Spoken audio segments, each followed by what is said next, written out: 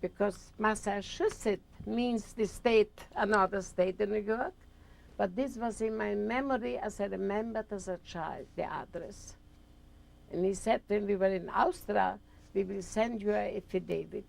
And he was sending us an affidavit, but it took time to America to go. And then here they started. And this came earlier, and I told my husband, now you do what you want. I'm not going to Israel. So it was not a pleasant thing what happened there. He was the leader to tell other ones to go to Israel. When we came out, we had the papers. During the night, we went out from the windows. We took away to go till Salzburg. There were placards outside, traitor. That instead of Israel, we came here. And my husband constantly, he thought that when he will come to Israel, he will be the vice president. But he didn't have the education. But he didn't realize, because he was always a big shot above his education. Even here people said, oh, your husband must be from Barbados, as nicht gewesen, als weiß.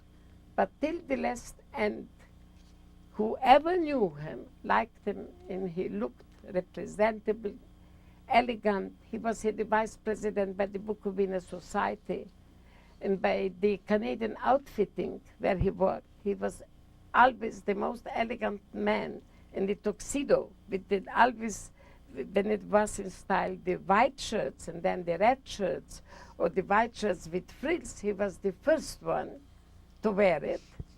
And he wanted me also, I wore also the long gowns, but I didn't like it. It was not me, with the long gloves. Yeah, Alphonse Kahn. I have with Alphonse Kahn a picture from one of these balls. Yeah. So, your daughter born in Samarova was the only child? You would like to see the pictures, or this is after? We'll look at them later. Yeah. My daughter came, she was here 2 years old, and she didn't speak a word. And I didn't know what it means yes, what it means no. She started to go 3 years. She started a nursery school on Clark Street from Mr. Wilczewski. Maybe you know who Mr. Wilczewski is. Mr. Wilczewski is Evelyn, his first wife. She was the kindergarten teacher. That was 3, 4, and then with 5, she started to go in the Bancroft School, and then the Baron Bink High School. More she didn't study, and she started working. And she married at the age of 20, and she became a very, I must say, and the mother, when her mother said it, I didn't like it, a very gorgeous-looking girl. She's now a very gorgeous-looking woman at the age of 49. And of course, she was born with arthritis. Of course, it's not so easy. Said she couldn't, at 5, 6 months, she couldn't keep her head on. In Austria, we were hospitalized. In different, she was with the children, and I had an infection on my breast because she couldn't take the milk breast, so we gave her from the cow breast, and the food got through. She didn't grow. She didn't. At 6 months, she was 9 pounds, the weight. It was very, very hard. This was in Austria. But also with the Germans, we lived there very good. We gave them something from what we got. I got from America some sardines and salmon and milk. We were afraid to eat it. We never saw this before. And they told us, you take a nail, and you took a hammer, and you open it, and the milk will come out. But we tried to go to the Deutsche, to the German people who had cows, to have the milk from one cow, not from mixed cows. Now they say that it is not so good to have it from one cow. And the children grow up from bottles too, but we didn't know it. The children are going up free. When my daughter was born, it was, I brought you here also the thread that we were knitting, a cord, and we put it in a cushion from feathers, but we didn't have any plastic or what to put, where to put her on the feathers. We tore a piece of linen from the cushion, from the pillowcases, and these were her diapers. And when she made them wet, we were holding it from the train out, that it should dry. It was 5 weeks. And we put her back in the same diapers. In Moscow, we got 2 diapers. And from the 2 diapers, we didn't give it to my daughter. We were sewing for us, my friend for her, and I for me, a shirt. And the shirt I have too. And she's dressed in a dress when I was in Austria. And my uncle started to send me passes from here. And she's wearing a dress. He has a pharmacy Zinger on Montreuil Street. From his wife, a little dress was sent to us, and this dress what she was wearing. And from Africa we came without anything, and we were not much helped from our relatives. Here my uncle had 4 children. He hardly made a living, and they kept us in their house. He gave us his bed, his bedroom away. For 2-3 months, then we moved in rooms. In a room I lived 5 years with my husband. And the child, with a little piece. It was luxury. When I came here to see a frigidaire, to see a gas stove, to see a toilet, to see a bathroom, they took us to the La Fontaine Park, and the waters, they call it water. And I couldn't understand where my uncle knew how to get down to work on Montreuil Street. He had a fruit store. How could he remember this? And then when we started ourselves, we knew there's a carpet store on Park Avenue, which still exists. If not the carpet store, if it would be burned down, we wouldn't have known where to go down. This was the first year in Canada. Yeah. But we had to eat, we had bread, and I said, I will eat till I will platz. We could never understand how that can you be, how hungry can you be to live over a little piece of a crumb. We couldn't understand this. Our only thought, what was in our mind, was bread. And then we said, we will see, when we will have the bread, we will want the butter. When we want the butter, we will want the olives. And now there isn't enough for people anymore. Because everything, like the Russians are coming now, they are not starving for the food like we were starving. Because they're coming from Ukraine, where everything was, they suffered during the, it was terrible, but they suffered during the war, the killing. People told us, if it's true or not, that the parents were eating their dead children. It's true? Yeah. This is what we were told in Siberia. Because the Germans from Ukraine, from Leningrad, they came there. And one of the Leningrad from the Germans was the one to write a letter to the police that I got the letter, your husband is alive. Yeah. Quite a story. And from here, the story, of course, we struggled, but it is to me now, I think that it is, how do you call it? Schlaraffenland. We had everything. We had bread, we had cake.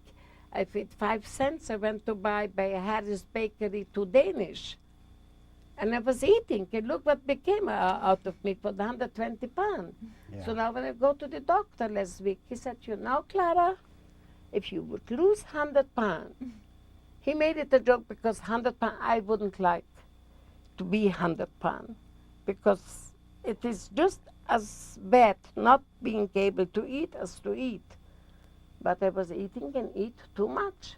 And now I'm not doing, I couldn't walk. 2 years ago, I didn't walk like you saw me today, him limping. This I have to thank the Jewish rehabilitation in Chamedy. They put me on my feet. I couldn't walk from the house out for 2 years. So at last you grew up to become a great grandmother. Oh, yes, this is my pride. This was such a nice party this Sunday.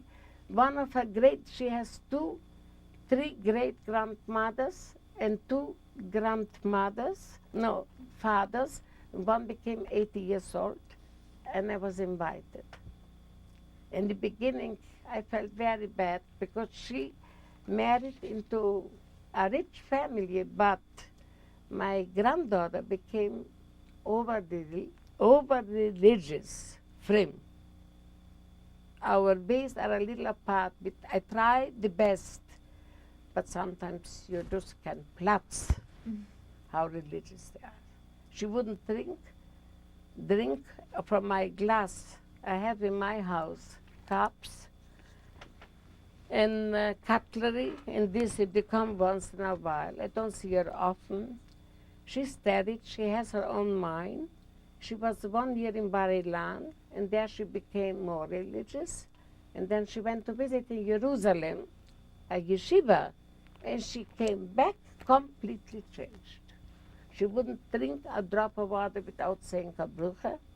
She wouldn't take so much without saying a brucha. Going in the bathroom is a brucha. Coming out from the bathroom is a brucha. But she's my granddaughter. I love her very dearly. And her husband is just as religious as she is, but not the family. Dus is geringer het zoals. Het is geringer, het zo is, ja. Maar men darf machen een leven. She is working, and my granddaughter has now a baby, 9 weeks old, and she intends to go back for the last year for speech therapy. How she will make it, how she will manage it, I don't know. She has poor parents. Your husband, how did he make a living here in Kerner? He worked 27 and a half years for Canadian outfitting. His highest salary before he started working at 80 till 80 was $125. But he became the Alzheimer disease, and nobody noticed it, not even the doctors. It just started almost on this side in 1975, 1976. I noticed it, not to say that it is Alzheimer, but hat nicht gewiss, was hat getan, and he made mistakes at work. And then they said, Mr. Kerner, you have to go at the age of 80, but he worked very hard here. Yeah. He was afraid to stay a day home, not to lose the job, that to be able to provide for his wife and the daughter, because I didn't work till 1957. 1957, I went back to work as a bookkeeper, and I worked till 1971. And alle meine Sonnen sollen so auskommen, how many millionaires there were worked. There were millionaires, they died out, and they are Alzheimer's sick. They are in rooms. You understand what I'm talking? My boss, his wife died at the age of 48 on cancer. And he's now since 2 years in a rooming house, not in the hospital. And the mother-in-law, who have $1 million house on Grosvenor, is in the Jewish hospital. And the sister-in-law was evacuated from our place 2-3 weeks ago by police and the hospital, in the Jewish hospital. I said, my God, how rich I am. I worked there, I started with $1 per hour. Then I got $2 an hour. And I had a richer private life than they had. And all newcomers, all came after me. Everyone is given some trouble in life to experience. Yeah. Mitzi, Yeah. I want to thank you very, very How long much. they talk? Very little. You know, thank you, Mitzi Kerner. This has been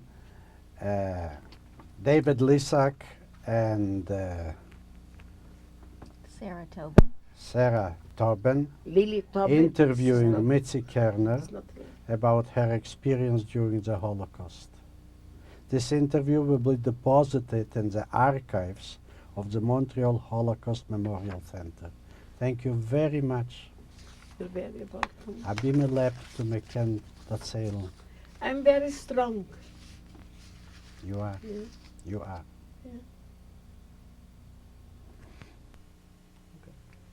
This is my family. The picture is taken in 1930 in Gurahomora.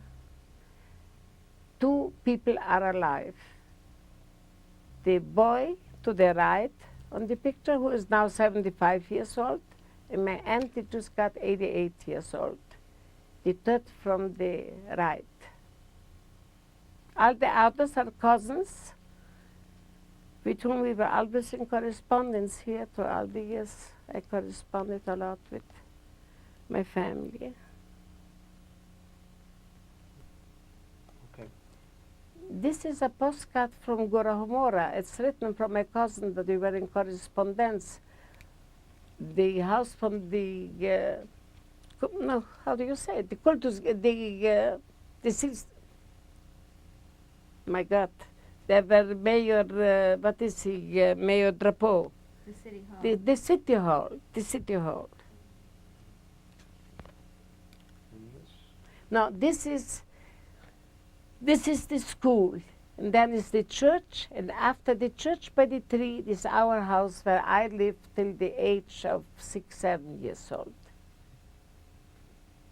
But what is noticeable, it is surrounded, it is in the mountains, it is surrounded by mountains. Wherever you are, you think this is the end of the world. And then when you come, every town, every city is like this. Like you see it here, Trout Lake, Valmoran, And in this house, in the first house where it is the school, I remember the soldiers from the First World War, but I was very young. There was a hospital there from 1912, 13, 14, then the war broke out.